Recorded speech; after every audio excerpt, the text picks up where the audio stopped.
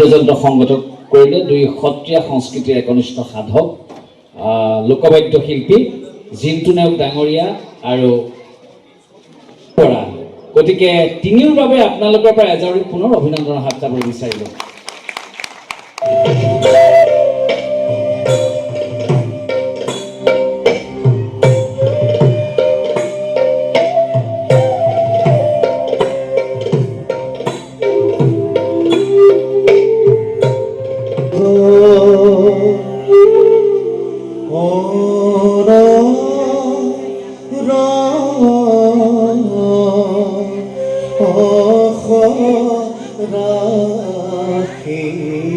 মাটিৰ আখৰা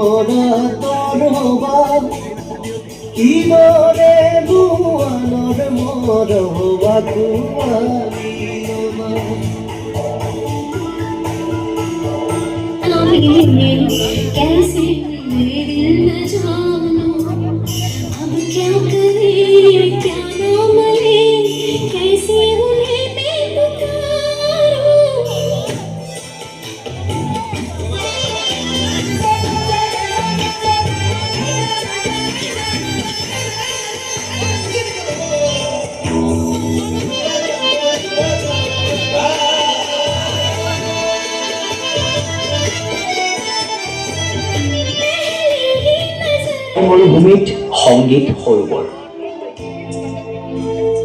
লাহে লাহে এন্ধাৰ হ'বলৈ ধৰা অসমৰ সংগীত জগতলৈ 1992 চনত আশাৰ এচাতি নতুন কিৰণ সোমাই আহিছিল। অনামিকাৰ জৰিয়তে এটা যাদুকৰী কণ্ঠই চমকনি তুলিছিল। আৰম্ভ হৈছিল অসমীয়া সংগীতৰ এক নতুন বিপ্লৱ। সেই যাদুকৰী কণ্ঠটিয়ে আছিল অসমৰ সংগীত সূৰ্য জুবিন গাৰ্গ।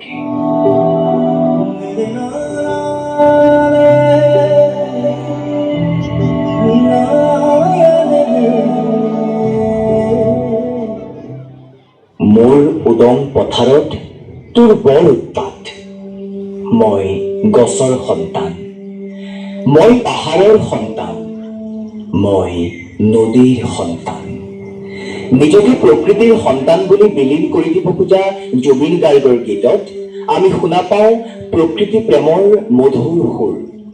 প্ৰস্ফুটিত হয় একো একোখন মনোৰম নৈসৰ্গিক ছবি।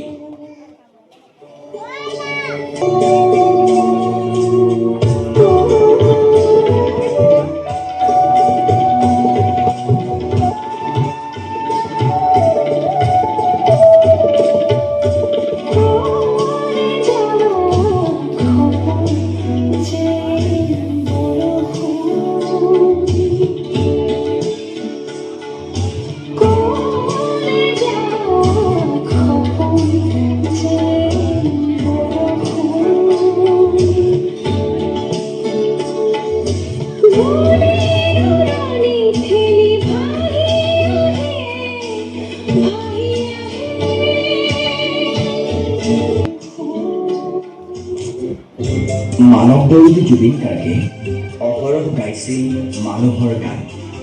তেওঁৰ জীৱন, ব্যক্তিত্ব, সংগীত সকলোতে মানৱ প্ৰেম সুস্পষ্ট।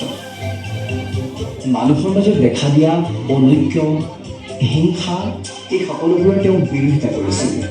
জাতি, ধৰ্ম, বৰ্ণ আদি সকলোৰে নামত যি অনৈক্যৰ সৃষ্টি হৈছিল তাৰ বিৰোধিতা কৰিছিল তেওঁ অনৰ্গল।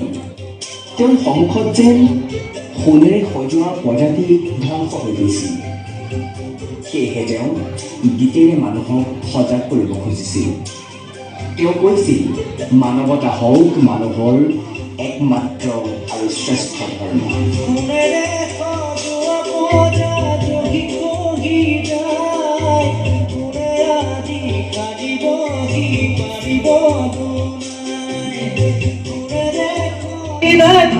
দিশহাৰা হৈ ৰয়, দিশে দিশে চলে মৃত্যু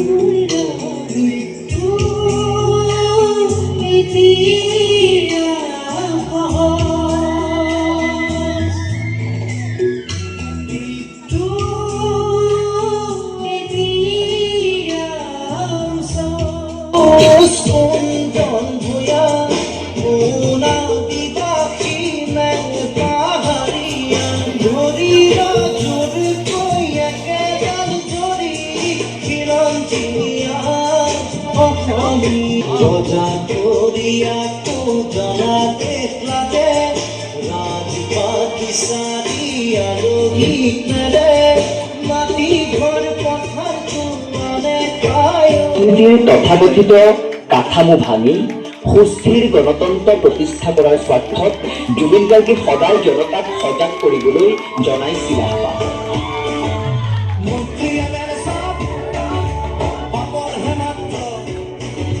দেখিবলৈ খাদ্য আচলতে শব্দ ক্ষমতা জোৱানত আমি আছো মুগ্ধ জাগ্ৰত জনতাক পৰিৱেশগ্ৰস্ত পৰিৱৰ্তন শব্দ ঘূৰিবলৈ ভাল অজিত নকৰিব বন্ধু অজিত নকৰিব